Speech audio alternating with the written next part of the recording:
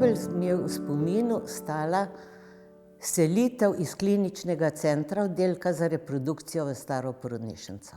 Ne zato, ker smo nergali, ker nismo bili zadovoljni, ampak dobili smo svojo operacijsko. V kliničnem centru smo vedno gostovali, za laparoskopije nikdar ni bilo. Svoja operacijska in začeli smo z endoskopskimi operacijami. Prvo izvenmaternično nosečnost naredili tukaj, ciste na jajčnikov. In glede na zmožnosti se je začela to hitro razvijati.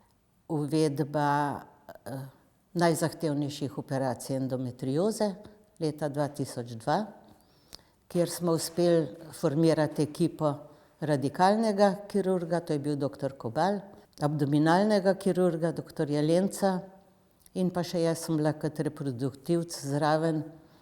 In kljub temu, da je bilo takrat na kliniki veliko nasprotovanja tem posegom, je imela zasluge, da smo to naprej uveljavili, profesor Medenova, ki je rekla, to se bo delalo, kljub nasprotovanju, samo zahtevala je konzilij in vse to, da se je bolj sprovedlo. Tako da to so bile zame največje prelomnice strokovne.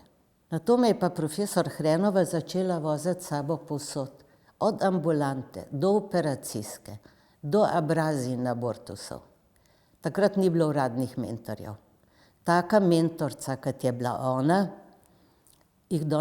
jaz sem probala biti, pa ne vem, mi ni uspelo, ker smo imeli tudi premalo časa specializante na oddelku. In z njeno pomočjo mi je dala ogromno splošnega kirurškega znanja, ki jim je prišlo še potem, v kasnejših fazah, ko sem bila nadzorna dežurna pri teh radikalnih operacijah. Tako da jaz sem ji bila izjemno hvaležna. Kot mati mentorca je bila, neverjetno. Ko smo se spravili delati to prvo operacijo, resekcijo črevesa in obsežne endometrioze, pripravljali smo se vsi Kobal in vsa ekipa ni znala najti desnega ureterja.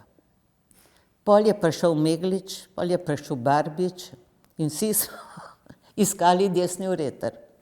Vse smo ga našli. In operacija se je uspešno končala.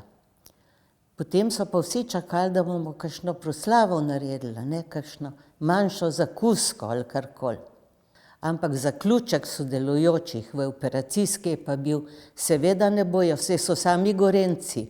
Jelenc, Ribič, doktor Bartoncelj, ki bojo Gorenjci kaj častili.